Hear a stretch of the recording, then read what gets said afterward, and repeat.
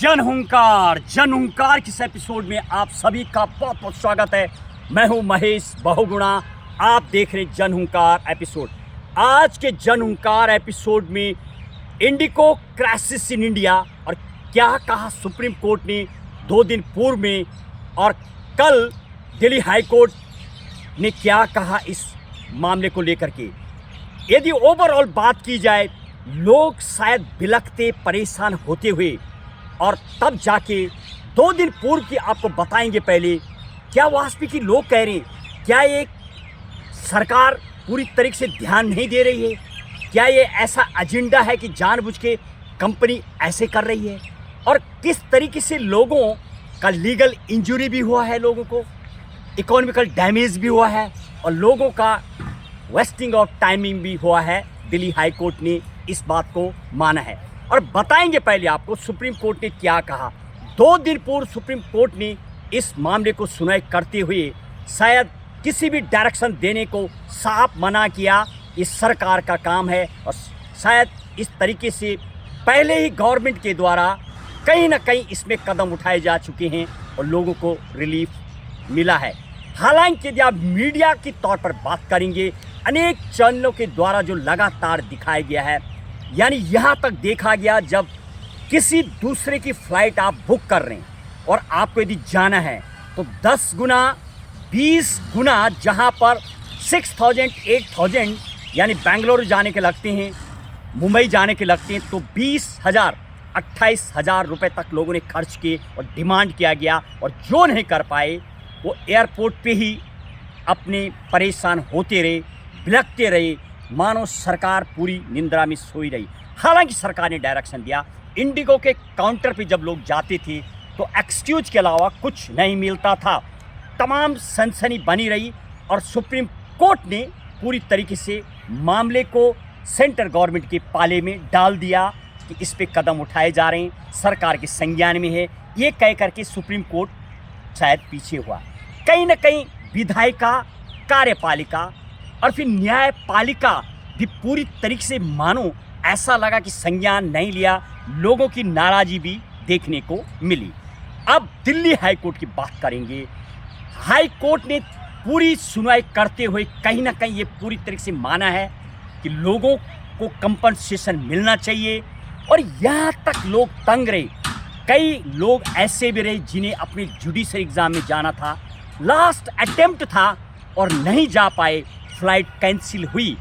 कई लोगों की वेडिंग पार्टी और कई बीमार, घर में घटना घट जाना और हर हालत में पहुंचना था, वो भी नहीं पहुंच पाए। लोगों का टोटली कह सकते हैं लीगली इंजरी भी देखने को मिली, साफ हाई कोर्ट ने कहा है।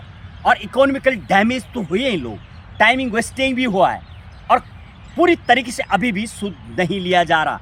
क्या ये एक कॉन्स्पायरेसी है? क्या ये साजिश है?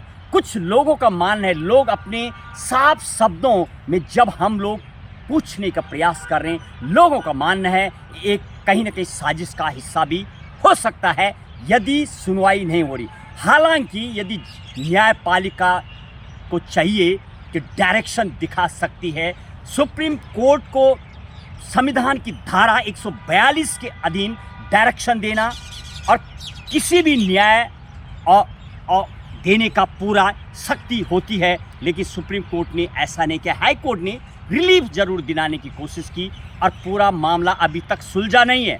लगातार फ्लाइटें कैंसिल, लोग परेशान, बिलखते तंग होते हुए नजर आए। महिलाएं, बच्चे, बुजुर्ग, यहाँ तक कि शादी की पार्टी के लिए पहुँचना था लेकिन पार्टी नहीं पहुँच पाई, और फिर ऑनलाइन वहाँ पर लोगों के साथ जुड़े।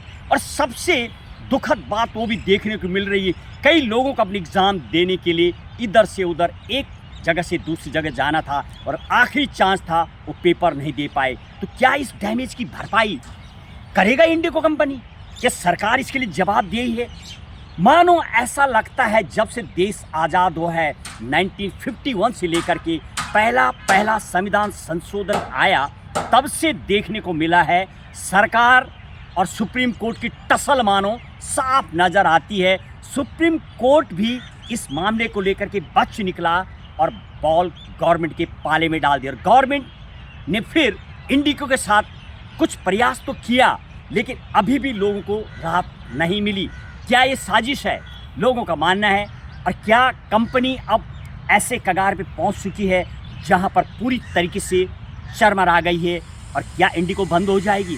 तमाम सवालों के घेरे में सरकार का जो मंत्रालय है वो भी घेरे में है, कंपनी भी, और साथ में न्यायपालिका ने भी पूरी राहत नहीं दिया आम जनमानस को। जबकि सो मोटो कॉग्निजेंस के अधीन भी मामले को लिया जा सकता है। सो मोटो जब कभी कभी कोर्ट बिना पटिशन, बिना एप्लीकेशन के किसी मैटर को संज्ञान लेता है, उसको सो मोटो कहा जाता है। लोगों की उम्मीद, जब हम लोगों से बातचीत कर रहे हैं कि कहीं ना कहीं सो मोटो के अधीन इस मामले को सुना जाना चाहिए था, लेकिन ऐसा नहीं देखा गया। लोगों का तमाम लगातार परेशान होना अभी भी देखा जा रहा है। कब मिलेगी लोगों को राहत, लोग जानना चाह रहे हैं। बताएंगे आप, फैसला आपका।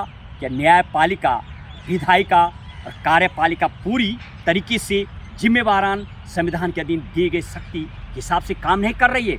बताएंगे आप, फैसला आपका। बस आज के जनहुंकार एपिसोड में इतना ही। कीजिए इंतज़ार अगले एपिसोड का। राजधानी दिल्ली, इंडिया गेट, कर्तव्य भवन, कर्तव्य पथ से मेरी सीधे खास विश्लेषण कवरेज। जय हिंद, जय भारत।